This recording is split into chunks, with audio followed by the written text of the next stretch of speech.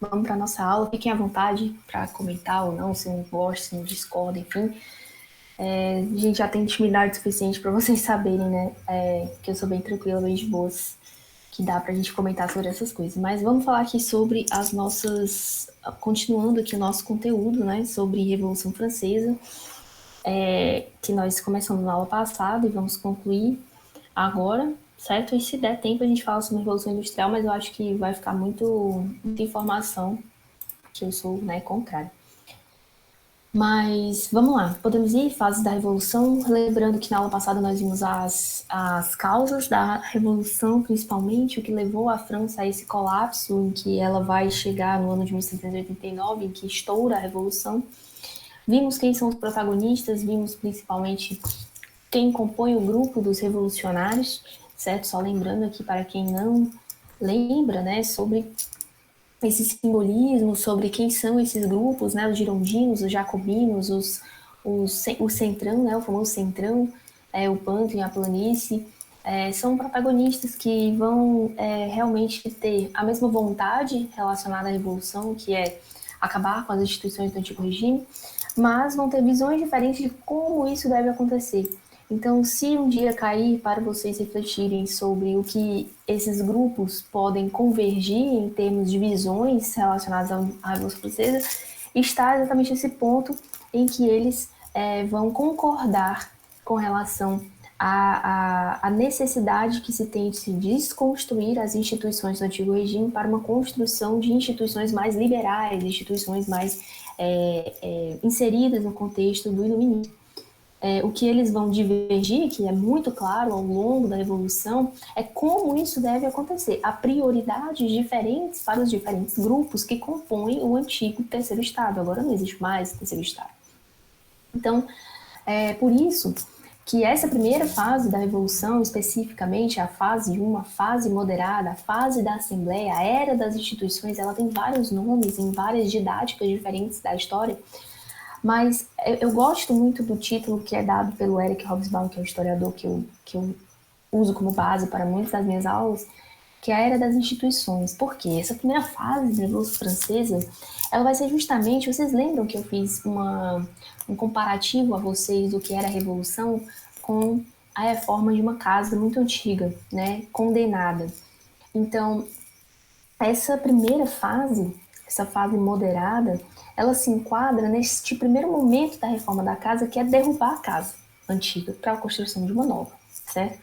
Então, a era das instituições, que a gente chama, é o momento, essa fase, essa primeira fase, que vai de 1789 até 1792, quando é proclamada a República na França, ela vai ser justamente a fase em que vão se destruir as instituições do antigo regime, ou seja, vai derrubar a antiga casa e construir as instituições desta nova fase da França, certo? Essa era das instituições, ou seja, é necessário construir essas instituições que serão o alicerce da Revolução pelos próximos 20, 30 anos da história francesa, certo? Então, nesse momento, o objetivo é acabar com o antigo regime, é acabar com as suas instituições, é acabar com as suas legislações, é acabar com os privilégios. Então, o que vai acontecer é que, neste momento, serão abolidos os direitos feudais, como eu coloco aí em 1789, ou seja, os direitos, não, desculpa, os privilégios feudais, eu acho que a nomenclatura melhor seria essa, em que serão extintos as isenções de impostos para os membros do primeiro e segundo estado, vai se retirar também o benefício, né, vamos dizer assim, do monopólio sobre a terra, ou seja, só poderia ser dono de terra quem era nobre ou quem era membro da igreja, e isso não vai mais acontecer, são abolidos esses privilégios, certo? Isso tudo enquanto a Constituição Francesa está sendo elaborada, pois vocês lembram que o estopim da Revolução foi a convocação da Assembleia dos Estados Gerais e por um desencontro desencontro não, né? Isso é uma palavra muito branda para o que aconteceu, por um conflito mesmo de interesses dos membros do terceiro Estado, é decretada a Assembleia Constituinte, por isso que a fase 1 é chamada de fase da Assembleia, né? Que é quando está sendo feita a primeira Constituição francesa. Então, a abolição desses privilégios feudais é a primeira medida, né? Vamos falar assim, ó, esse negócio de imposto tem que ser para todo mundo, todos são iguais, portanto, todos têm que pagar impostos, independente de quem você é filho, de onde você nasceu e qual o seu título, certo?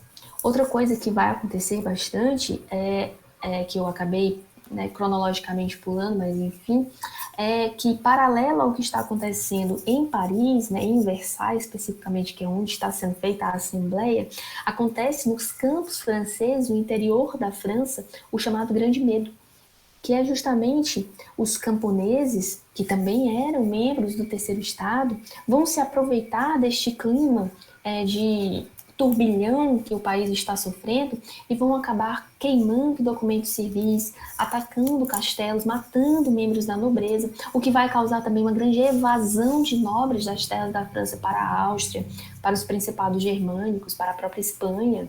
Então, esse grande medo do campo é porque os camponeses vão sair de uma situação de servidão impositiva, certo? Em busca do seu reconhecimento de direitos como trabalhadores do campo, certo? Claro que nem todos tinham essa consciência de trabalhador do campo, mas eles vão ver que ali era a oportunidade para eles saírem dessa situação de controle que não era satisfatória. Claro que a violência desse período ela é realmente chocante, todas as fases da Revolução Francesa, na era napoleônica, tudo é muito violento, é um período de muitas mortes, muitos conflitos, mas eu estou tentando aqui traduzir para vocês essas mudanças substanciais que vão acontecer na França.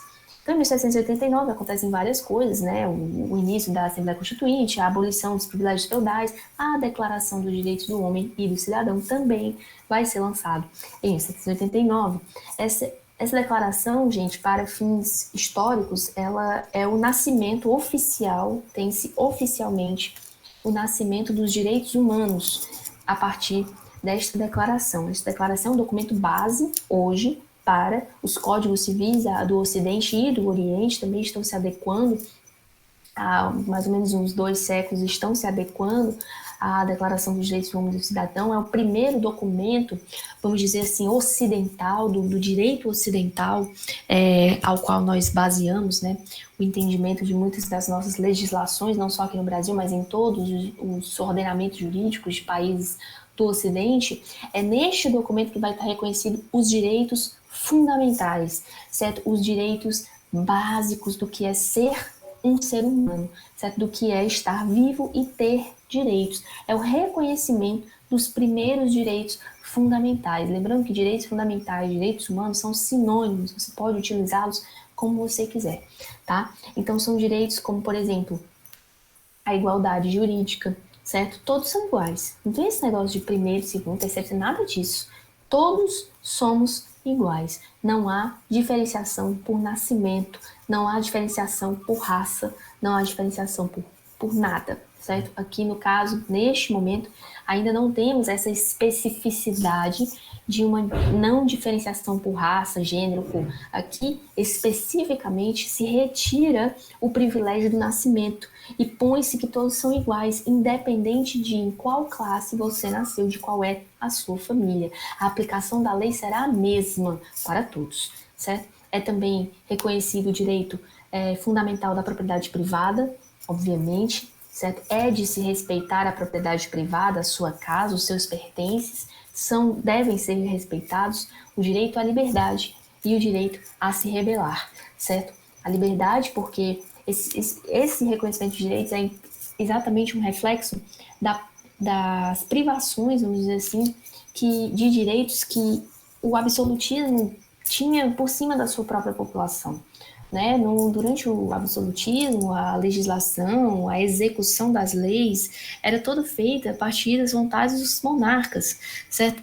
Era muito, vamos dizer assim, arbitrária as decisões, eram muito arbitrárias as decisões relacionadas à justiça, relacionadas aos direitos de um indivíduo, certo? Se não havia uma Constituição, se não havia uma legislação bem definida.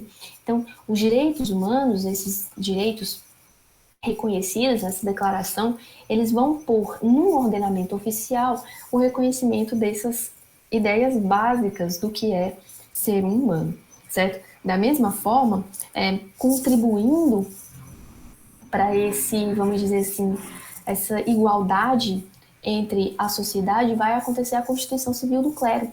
que é exatamente de trazer o clero daquela posição de primeiro estado, acima de todos, para uma posição igualitária, civil, igual a todos, certo? Então, a Constituição Civil do Clero de 1790, ela vai exterminar os privilégios dos clérigos, certo? Vai submeter as decisões do clero ao Estado, certo? E aqui, com essa Constituição, foi dada a opção do clero, ou ele jura a Constituição Civil do Clero, né, esse ordenamento, ou ele não poderá atuar, ele não poderá exercer as suas funções na França, certo? Então, separa-se aqui, uma boa parte do clero vai jurar esse documento e outra não vai, porque a decisão papal nesse momento era que o clero não poderia se submeter a essa vontade civil, certo? Mas em 1791, né, demora 3 anos, é até um tempo relativamente curto diante da ideia de que era a primeira Constituição, né? Veja você, fazer uma Constituição é muito difícil. Se você não tem uma Constituição anterior para apenas adaptar, é muito mais complicado. Então aqui é feita a primeira Constituição francesa, a de 1791, certo? É uma Constituição que vai refletir exatamente este momento moderado, este momento de transição, um momento em que serão abolidos esses direitos, esses privilégios, e serão inseridos instituições, artifícios, meios, mecanismos para que se tenha na França esse momento de renovação, este momento de aplicação das ideias iluministas. Claro, respeitando, vamos dizer assim, respeitando não, essa não seria a palavra, mas se adequando à visão do grupo que estava na liderança neste momento. Liderança do quê, Gabi? Da Assembleia. O grupo que liderava a Assembleia de Constituinte da França eram girondinos. Se vocês lembram da aula passada, era justamente o grupo... Só um minuto, gente. Era o grupo composto pela alta burguesia, pelos grandes comerciantes, que tinham uma visão de que a revolução deveria acontecer a nível político e econômico, porém socialmente ela deveria se limitar para evitar o radicalismo. E o radicalismo era a república, era o voto universal, esse tipo de ideia, certo? Então, a Constituição, a primeira Constituição da França, ela vai ser uma Constituição mais moderada. Ela vai pensar numa monarquia constitucional, com divisão dos 3 poderes, ou seja, o rei não deixaria de existir, não era para matar o rei, ele apenas tinha que ter os seus poderes limitados por casas, vamos dizer assim, de poder igualitárias, né? Alguém que fosse um executivo, um legislativo, um judiciário, muito semelhante ao que acontece no sistema político inglês, certo? É também reconhecido que deve ser um voto censitário, ou seja, é preciso uma restrição por renda, só pode votar quem tem uma determinada renda, certo? E esse voto censitário, ele vai ser justamente um alicerce, né, para que não caia no radicalismo popular, né, daqueles que não têm renda, pois estes não têm a capacidade de entender as necessidades urgentes da França. Sabemos hoje que não se enquadra nos ordenamentos jurídicos do Ocidente, principalmente aqui no nosso lado ocidental, uma restrição de voto, né? Quando nós temos restrições de voto por renda, ela não se enquadra nos ordenamentos democráticos, vamos dizer assim, da nossa sociedade em 2021. É praticamente injustificável você dizer que alguém não pode votar porque é pobre, certo? O que nós temos no Brasil hoje, especialmente, eu estou fazendo esse comparativo só a título mesmo de criar um repertório dentro de vocês, o que nós temos no Brasil é um voto restrito por idade, certo? Não são todos que podem votar, precisa ter uma idade mínima para votar, certo? E uma máxima se for necessário. Mas você tem que estar com seus direitos políticos em dia, você não pode, né, você tem algumas restrições a nível jurídico e a nível etário, né? Você tem esse tipo de restrição de voto aqui no Brasil, mas ele é universal, certo? Não há restrições de voto para analfabetos, não. No Brasil, você tem um voto universal. Mas aqui, especificamente, nós temos um voto censitário, que é um voto restrito por renda, né? E, obviamente, um voto masculino, né? Não é um voto universal, né, de todos os gêneros, mas masculino e por renda, tá? Também nessa primeira Constituição, vamos colocar, colocado como base da Constituição a isonomia, que é justamente a igualdade perante a lei, a igualdade jurídica, certo? dos grandes pleitos, vamos dizer assim, do terceiro Estado, né, que se tivesse uma isonomia. É decretado também, é reconhecida a laicização do Estado, ou seja, o Estado é laico, certo? E assim deve permanecer, no caso, o que vai ser um padrão nas constituições francesas a partir de então, e é também decretada a liberdade de crença, acompanhando o movimento, vamos dizer assim, que se inicia com a Reforma Protestante, de se reconhecer que há uma sociedade plural em termos de crença, em termos de enfim, de religião, e que é preciso que o Estado reconheça isso, e que para ser um Estado igualitário, ele precisa reconhecer que as decisões estatais não podem levar em consideração os dogmas e vontades relacionadas a nenhuma religião, certo? E isso vai muito na esteira do que é o iluminismo, né? De apoiar, de alicerciar todas as suas decisões, vontades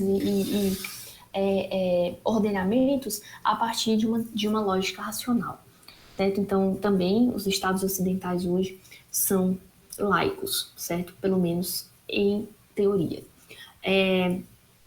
Eu estou fazendo esse tipo de comparativo, vocês perceberam, devem ter percebido que eu adotei esse tipo de método de fazer um comparativo com os ordenamentos jurídicos brasileiros, por exemplo, porque eu quero que vocês entendam a força e a influência que tem a Revolução Francesa na história do mundo, certo? Muitas coisas do que nós hoje entendemos como justiça, como direitos humanos, como, enfim, como as coisas devem ser, nascem nesse período, né? Ganham corpo nesse período. Por isso a importância desta revolução na história do mundo. Queria perguntar para vocês se de tudo isso aqui que está escrito, se vocês têm alguma dúvida, se vocês querem perguntar algo, se a gente pode continuar, tá tudo certinho? Pode comentar novamente o clero juramentado e o refratário, por favor? Sim, claro. O clero juramentado e o clero refratário foi uma divisão que acontece no clero francês a partir de uma decisão do Papa, naquela época, em 1790, após a publicação da Constituição Civil do Clero. O Papa, não vou me lembrar qual era o Papa naquele momento, mas enfim, ele ordena que o clero francês não jure a Constituição Civil, que o clero se mantenha fiel às decisões de Roma e que lute contra esse radicalismo que estava acontecendo na França. Parte do clero vai seguir a ordenação do Papa, e este é o clero refratário, aquele clero que é contrário à Constituição Civil do clero, e o outro é o clero juramentado, principalmente o clero mais ligado às classes pobres, né, o baixo clero, né, padres, frades, freiras, eles vão ir de encontro a essa decisão papal e vão seguir a Constituição Civil do clero, até porque muitos membros do clero, gente, concordavam com o que estava acontecendo na Revolução. Porque, né, as questões humanitárias e a vontade de que se mude na França essas situações de injustiça que se apresentavam. Deu para entender? Beleza. Mais alguém? Dúvidas? Seguindo. Então, neste momento, os privilégios, né, como eu falei para vocês, os privilégios que antes eram garantidos pelo nascimento, porque a partir de onde você nascia, você estava em um determinado estado, era o primeiro, segundo ou terceiro, eles vão ser substituídos pelas restrições econômicas, certo? Então aqui é possível evidenciar o motivo claro da separação, da divisão, da cisão entre girondinos e jacobinos. Os jacobinos ficaram extremamente revoltados, né? E não aceitaram de forma alguma. Houve muita dificuldade de se aprovar a primeira Constituição Francesa por conta da oposição jacobina a esse tipo de restrição, ao voto censitário, certo? Porque na visão deles, isso não alteraria na prática a exclusão e as condições de vida da população pobre francesa, não só urbana, né, de Paris, mas de todos, os camponeses inclusive. Porque se eles não podem participar do processo político através do voto nas eleições, como poderiam mudar a situação da vida dessas pessoas, não é? Então, esse tipo de argumento vai muito com a ideia de Rousseau, de que o contrato social ele precisa ser para todos, certo? Todos precisam participar das decisões políticas, certo? Então, por isso, os jacobinos e os girondinos vão se separar. Eles vão se separar no sentido de que eles concordavam que o antigo regime tinha que acabar, mas a forma forma como estava se desenhando essas novas instituições francesas não eram homogêneas entre todos os membros do antigo terceiro Estado, certo? Então, jacobinos que defendiam uma visão de república, uma visão de uma França igualitária, vamos dizer assim, no sentido de que todos têm que participar das decisões políticas, então eles foram bem contrários a essa primeira Constituição. Só que nesse momento eles tinham problemas maiores, vamos dizer assim. Quem tinha problemas maiores? Os revolucionários, tanto jacobinos como girondinos. Que o problema era esse? Exatamente as outras monarquias absolutistas, que olharam para aquela situação na França e falaram assim, o que é isso? O que está acontecendo?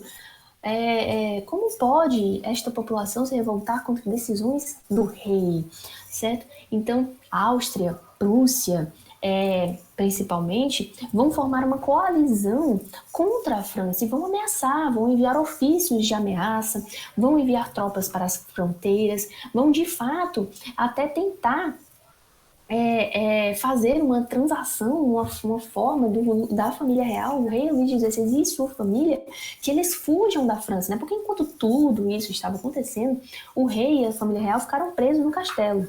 Presos no sentido de que eles, né, poderiam ir e vir dentro do castelo, mas submetidos às decisões dos revolucionários. E eles vão tentar fugir quando serão presos na cidade de Varennes, bem próxima à fronteira austríaca. O rei vai ser reconhecido e eles vão ser presos e enviados de volta a Paris, ficaram presos por 3 anos, certo?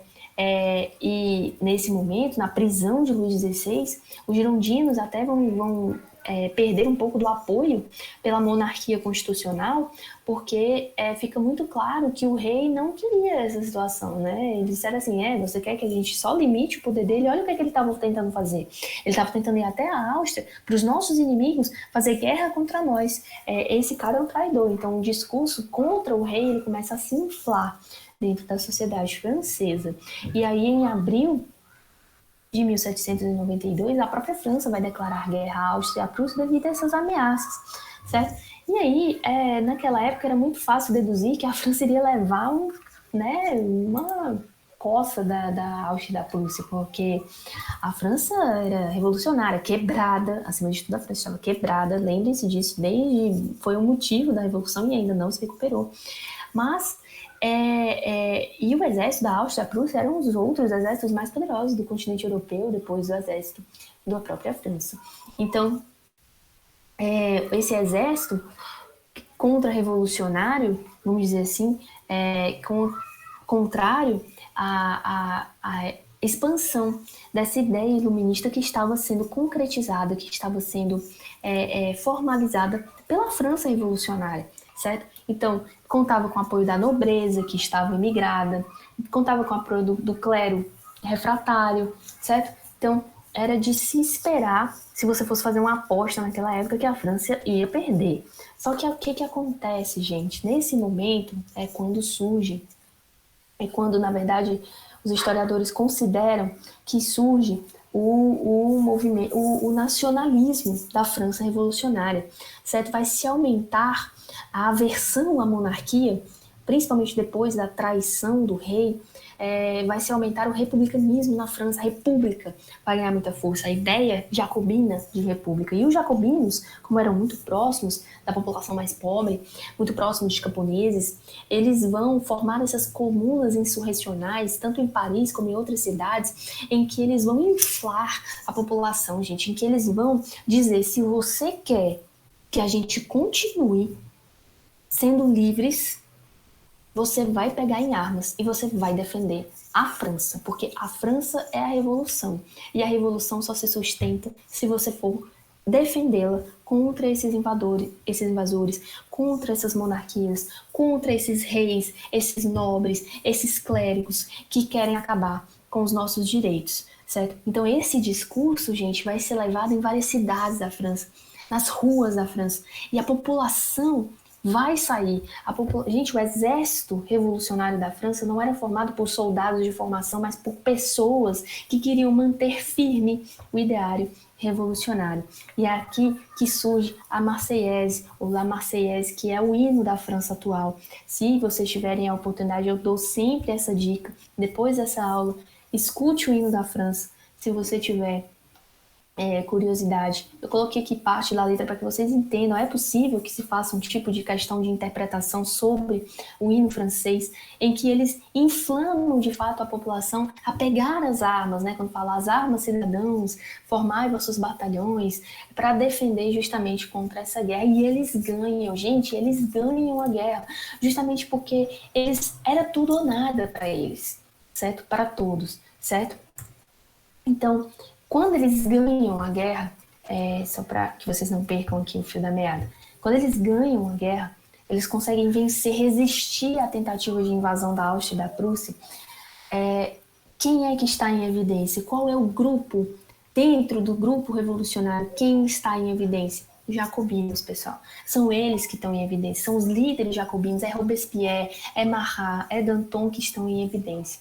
Certo? E assim é declarada a República da França, é decretada a República, certo? É o fim da monarquia. Não tem mais essa história de monarquia constitucional, nada disso, isso nunca daria certo. O rei mesmo não queria participar desse processo. Então a França será republicana. E assim, em 1792, é que para muitas interpretações da Revolução Francesa é que acontece de fato o fim do antigo regime, quando a França se torna republicana. E aqui se inicia a fase 2, a fase radical, a era das antecipações ou a fase da Convenção Nacional, porque a Assembleia vai ser substituída por essa instituição chamada Convenção Nacional, em que funcionará o órgão executivo francês, né, dentro desta república decretada em 1792. E essa fase vai durar até 1795, certo?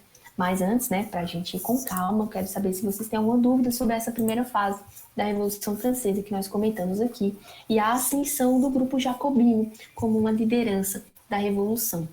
Tudo certinho, gente? Tá show? Tá massa? Podemos ir? Show!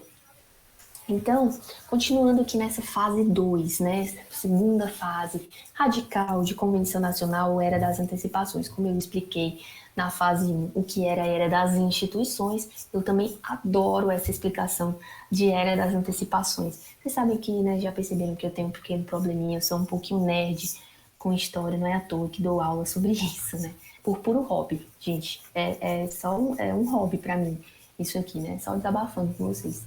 Cada um com as suas loucuras, né? Tem gente que gosta de matemática, né? Mas enfim. Essa era das antecipações, gente, é uma definição brilhante que o Eric Hobsbawm dá para essa segunda fase. Por quê? Nesse momento, gente, muitas decisões, definições legislativas que vão ser tomadas nessa Primeira República Francesa vão ser decisões consideradas antecipadas. É como você pensar que a França e o mundo não estavam preparados para esse tipo de decisão, para esse tipo de avanço, vamos dizer assim. É como se as pessoas não estavam prontas para aquele tipo de coisa. Hoje, quando eu explicar aqui para vocês, vocês vão perceber assim, nossa, mas isso é tão normal para a gente hoje, liberdade, igualdade, fraternidade, isonomia, voto universal, liberdade aos escravos, isso é tão, para nós isso é já coisa do passado, isso já é definido como padrão. Mas nesse momento não, né, gente? Estamos falando do final do século XVIII. Esse radicalismo, por isso ela vai ser taxada como radical, trouxe certos medos. E por que ele chama de Era das Antecipações? Porque nesse momento, gente, vão ser postas em práticas ideias, legislações que só serão consolidadas na história do planeta Terra no final do século XIX. Por isso que ele diz que está se antecipando, é como se estivesse colocando o carro na frente dos bois. E talvez por isso não tenha dado certo, talvez não. Foi por isso que não deu certo a fase radical. Mas como assim, Gabi? Vamos lá, vamos continuar aqui para vocês entenderem por que eu estou falando todas essas baboseiras para vocês. Gente, o Robespierre aí nessa frase que ele coloca, né, fundar a república sobre o princípio da igualdade e do interesse geral. Robespierre é a grande liderança jacobina dessa fase da Convenção Nacional. Há muitas controvérsias sobre a personalidade e sobre a história pessoal de Robespierre. Quem tiver curiosidade, procure, né? Que eu digo procure assim, né? Claro, estarei disponível se você quiser conversar sobre isso. Eu adoro biografias, como vocês sabem. Mas o Robespierre, ele era um um cara muito autoritário, certo? Ele era muito, muito radical nas suas ideias, na sua forma de falar, na sua forma de se posicionar. E isso causava um certo distanciamento dele com os demais membros dos grupos, né? Mas essa frase dele, né, que era preciso fundar a República no princípio da igualdade do interesse geral, ou seja, interesse geral de que? De toda a população. Não apenas de um grupo específico, rico da população, mas todos, certo? Grande base, inspiração de Robespierre era, de fato, o Rousseau. E aqui eu indico um livro para vocês, eu acho que eu indiquei na aula passada, mas não custa indicar novamente, porque ele é muito bom, que é Revolução Francesa Explicada à Minha Neta. Esse livro, gente, ele tem um nome estranho, né? Revolução Francesa Explicada à Minha Neta, mas é um livro sensacional, porque ele é um livro muito pequenininho, ele tem acho que umas 50, 60 páginas no máximo, e ele explica tudo isso aqui para vocês, de uma forma muito dinâmica, muito fácil de ler, ele é baratinho, tá? É uma indicação que eu dou aí para se você tiver mais dúvida, quiser aprofundar o seu conhecimento, enfim. Bom, vamos lá, fase 2. Os jacobinos, gente, eles defendiam naturalmente essa visão mais popular da revolução e que precisávamos ter de mudanças substanciais na forma social de organização da França, certo? Então, o que vai acontecer? Em 1792, quando é decretada a República e quando se assume os jacobinos a liderança dessa revolução, vai se ter uma votação, literalmente, do julgamento de Luís XVI, em que ele será julgado se foi ou não uma traição a sua tentativa de fuga e se ele deveria ou não permanecer vivo diante dessa traição que ele faz à França. E aí, gente, se decide, principalmente por conta do voto do Centrão, né, que é daquele pântano, planície. Os jacobinos eram a favor da morte de Luís XVI, os girondinos não eram a favor da morte de Luís XVI. Achavam isso um radicalismo desnecessário que poderia gerar reflexos, né, retornos das monarquias europeias, afinal, Luís XVI era parente de praticamente todos os reis da Europa, e o pântano, a planície, vai na onda da população, dos jacobinos mesmo, e decide pela morte do Luís XVI, e ele vai ser realmente morto, ele e toda a sua família. A única pessoa que se salva desta situação, gente, é o herdeiro, o filho de Luís XVI. Ele some, certo? É só uma curiosidade, porque eu adoro fofocas históricas. Ele vai sumir no momento que a família real está sendo perseguida. Anos depois ele vai ser encontrado e vai ser morto. Mas ele some nesse momento da morte do Luís XVI, tá? O que seria o Luís XVII, né? Ele morre. Tanto que quando, só mais uma curiosidade, vocês não sei se pedem por isso, mas eu falo mesmo assim. Quando Napoleão ele sai da França e é restaurada a monarquia francesa, se coloca no poder o Luís XVIII, né? Se pula do Luís XVI para o XVIII, porque o Luís XVII morreu, tá? Mas enfim, continuando. Isso vai gerar, né, naturalmente, uma revolta dentro da França dos nobres que ainda eram favoráveis, que ainda defendiam esse sistema, né? Que eles vão se juntar em revolta, em reação à morte de Luís XVI e vão fazer a revolta da Vendée, que vai durar bastante tempo. E junto a isso também se forma uma segunda coalizão internacional contrária à França. E essa segunda coalizão contava com mais estados, além de Áustria e Prússia, tinha-se também o Reino de Nápoles, tinha-se a própria Rússia em alguns aspectos, né, com algum tipo de ajuda, mas uma coalizão muito mais forte para invadir a França e restaurar a monarquia francesa, principalmente depois da morte do rei. Como é que pode? Eles matam o rei, isso é um absurdo. Embora isso tenha acontecido na Inglaterra também, mas ninguém foi lá na Inglaterra, né, tirar o rei. Mas enfim, aqui na França eles foram. E aí, isso tudo vai acontecendo e a convenção, né, esse órgão que eu expliquei para vocês, ele forma dois comitês, o Comitê de Salvação Pública, só um minutinho, e o Tribunal Revolucionário, certo? Que o Comitê de Salvação Pública, ele será responsável por essa defesa, vamos dizer assim, da França com relação às invasões estrangeiras, certo? E o Tribunal Revolucionário para defender a revolução dos seus, de quem era contrário à revolução dentro da própria França, certo? É por conta desse Tribunal Revolucionário, gente, que acontece muitas mortes, mas a gente vai comentar sobre isso daqui a pouco, certo? Então, os jacobinos, eles vão fazer uma eleição e vão ser eles vão ganhar a liderança da Convenção em 1793, e é aqui que começa essa fase chamada de fase do terror, certo? Vocês vão já entender por quê. Nessa fase também não fazia sentido permanecer com uma constituição que era monárquica, né? A primeira Constituição francesa previa um sistema de monarquia constitucional, então é feita uma nova Constituição, a Constituição de 1793, em que se reconhece justamente aquilo que eu estava comentando com vocês, diversos avanços em termos de direitos que eram considerados radicais demais, certo? Pelos girondinos e por outras, principalmente pelo quem era contra-revolucionário, né? Então, se reconhece o sufrágio universal masculino, né? Se retira a restituição de renda, abolição da escravidão nas colônias francesas, criação de escolas primárias gratuitas para ensino básico, sob a responsabilidade do Estado, certo? Direito à rebelião, sistema previdenciário, reforma agrária, ou seja, são medidas, vamos dizer assim, legislativas que vão pôr em prática ideias que hoje, para nós, não são ideias consideradas radicais, certo? Mas que ainda geram um certo debate dentro da nossa sociedade, certo? Como o nosso sistema previdenciário, como a reforma agrária. Mas aqui já foi colocado como um ponto constitucional. E por que se tem a característica de fase do terror, certo? Porque, gente, na tentativa de manter a revolução, principalmente contra os seus, entre aspas, inimigos, o Comitê de Salvação Nacional, junto com o Tribunal Revolucionário, eles vão fazer, gente, julgamentos muito arbitrários da população. Qualquer um que fosse acusado de ser contrário à Revolução era levado a julgamento e quase nunca era absolvido. Então, num período de um ano, foram mortas mais de 40 mil pessoas na França pela guilhotina, inclusive o próprio cara que inventou a guilhotina.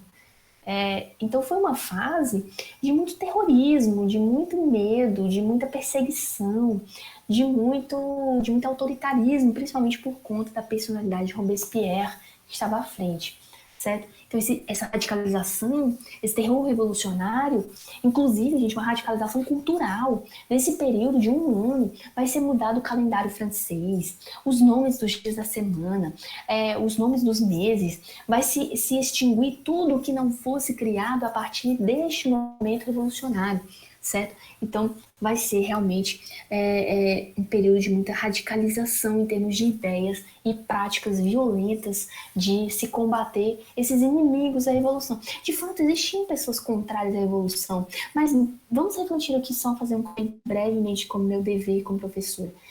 Se eles são contrários à revolução e viveriam em uma república democrática, não deveriam ser escutados, né? Não deveriam ser ouvidos. A morte, gente, ela nunca é uma solução, né?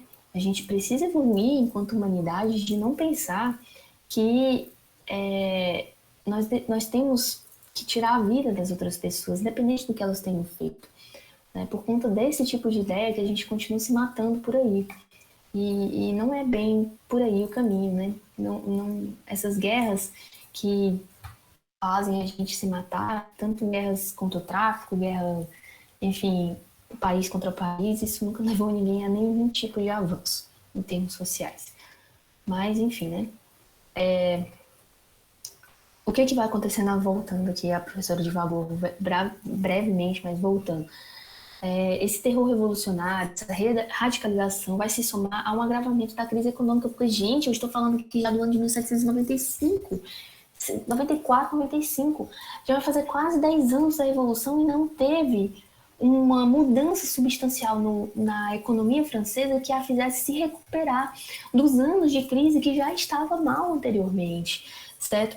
Então faz com que haja uma queda da fase radical jacobina, certo? E uma retomada do poder dos girondinos, como? Através do golpe, certo? Que vai acontecer do golpe chamado, eu não coloquei aqui, mas só para vocês saberem, um golpe chamado Nove Termidor, ou Revolução Termidoriana, dentro da própria fase 2, da fase radical, em que girondinos, especialmente, e alguns membros do centro, eles vão fazer um golpe contra a Convenção Nacional, vão matar Robespierre, certo? E vão tomar as rédeas da Revolução novamente. certo? Por conta de uma grande insatisfação popular com o que estava acontecendo, dessas perseguições, eles vão conseguir fazer isso. E 9 termidor é porque era o nome do mês que isso estava acontecendo, tá? Então aqui, deu para entender, gente? Desculpa, nem perguntei. Mas deu para entender essa fase radical?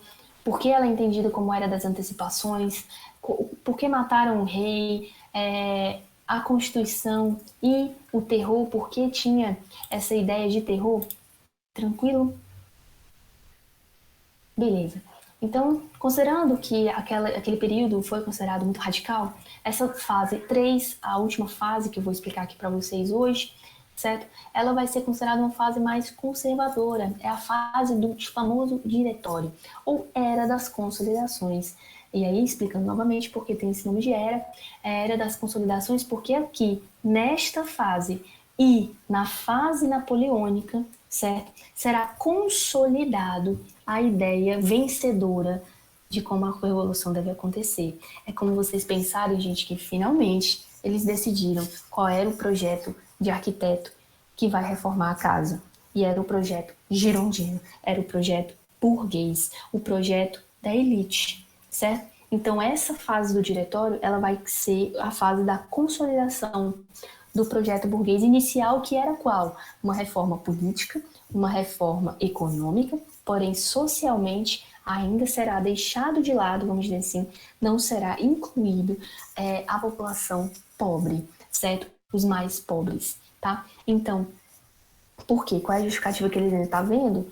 A gente deixou que tivesse, que esse pessoal participasse, foi uma fase extremamente radical e muita gente morreu. Então, tá vendo por que tem que ser restrito? Entendeu? Esse era o tipo de argumento. E aí, aqui, né, o poder executivo era composto por 5 membros, 5 diretores, certo? Que eram escolhidos a partir do legislativo, que por sua vez era escolhido a partir da população com o voto o voto censitário retorna, certo? Então, qual é o grande problema dessa fase conservadora? Ela é bem curta, eu não comento tantos detalhes sobre ela, porque nesse momento, gente, fica evidente o alto índice de corrupção, certo? Para o povo da França, né, que, querendo ou não, vocês já devem ter percebido que, apesar de ser grande a população francesa, há sim uma atenção e participação popular neste processo. A Revolução Francesa não é puramente elitista, ela tem sim participação popular. Então, perante o povo, acaba-se tendo uma crise de legitimidade das lideranças da Revolução diante dos escândalos de corrupção, de inacessibilidade, de falta de renovação, tudo isso que colocava em questão justamente se aquela era a melhor liderança para aquele momento. Então, os movimentos populares da França, por melhores condições sociais, por reforma econômica, por uma renda básica, por comida barata, por oportunidades de emprego, etc., isso tudo continua na fase do diretório. E essa pressão popular faz também ter pressão dentro dos seus líderes. Externamente, não comento desde a fase anterior, mas a França passava por várias guerras porque as monarquias europeias não desistem de restaurar a monarquia francesa dos Bourbons. Então, em uma dessas guerras, em um desses períodos, se destacará um cara, um líder, certo? Um cara que começa de baixo e vai para cima muito cedo, muito rápido, muito inteligente, muito estrategista, uma liderança natural. Um cara que conseguia, com um discurso, movimentar as tropas e dar um ânimo e motivação como nenhum outro. E um cara que inspirava ideias muito semelhantes às reivindicações populares e também dava um alento à elite, entendendo as necessidades da elite e prometendo respeitá-las. Quem é esse cara era o Napoleão. O Napoleão, ele, sem dúvida, gente, ele é um dos maiores exemplos da história do populismo, né, de como há uma verdadeira adoração à figura do Napoleão. Ele começa a ser visto não só nos exércitos franceses, mas na população mesmo. Eles viam no Napoleão a esperança de que era nele que eles deveriam depositar toda a sua confiança. Era ele que conseguiria tirar a França dessa situação, certo? Então, o golpe do 18 de Brumário, que vai colocar o Napoleão como a frente da revolução, a frente da política francesa, vai ser um golpe arquitetado pela burguesia francesa, pelos altos comerciantes, pelos altos burgueses, né, grandes comerciantes da França, que vão se aproveitar desse prestígio do Napoleão e pela falta de legitimidade do diretório, temendo que houvesse uma nova radicalização popular, eles vão auxiliar o Napoleão a chegar até Paris com as suas tropas, cercar a Assembleia e dar um golpe de Estado no dia 18 de Brumário, que é mais ou menos o mês de novembro, certo, de 1795, pondo fim à fase revolucionária e dando início à era napoleônica da França, certo? Queria ver com vocês se tem alguma dúvida sobre essas fases da Revolução Francesa, se está tudo ok. Aqui termina Revolução Francesa de fato, o próximo tema seria a Era Napoleônica e Restauração, mas a gente vai focar em um outro tema também, para que a gente não perca tempo com assuntos que não são tão cobrados, tá? Mas queria perguntar para vocês se ficou alguma dúvida sobre todas essas fases que nós comentamos aqui nessa aula, fase 1, a fase 2 e essa última fase. Deu para entender, gente? Mas cederam a Napoleão ou foi golpe mesmo? Foi um golpe porque apenas um membro do diretório é que estava apoiando Napoleão, certo? Foi golpe porque a população não foi consultada sobre isso, então quando não há uma participação da população, a gente, né, entende que foi um golpe. E ele literalmente cerca a Assembleia com o seu exército e manda os líderes do diretório sair que ele iria assumir. Então, mais golpe do que isso não tem como ser. Eu vou mandar os slides no grupo, tá? Pode ser? Eu acho que fica melhor. Letícia. Tudo bem? Beleza. Gente, é isso então. A gente se vê amanhã, sem dúvida, certo? Vai ter aula amanhã. A aula de amanhã é 9 horas, não é isso? 9 horas, né, gente? Não vou errar. Tá bom, gente. Então a gente se vê amanhã para a história do Brasil. Beleza? Valeu, gente. Boa noite.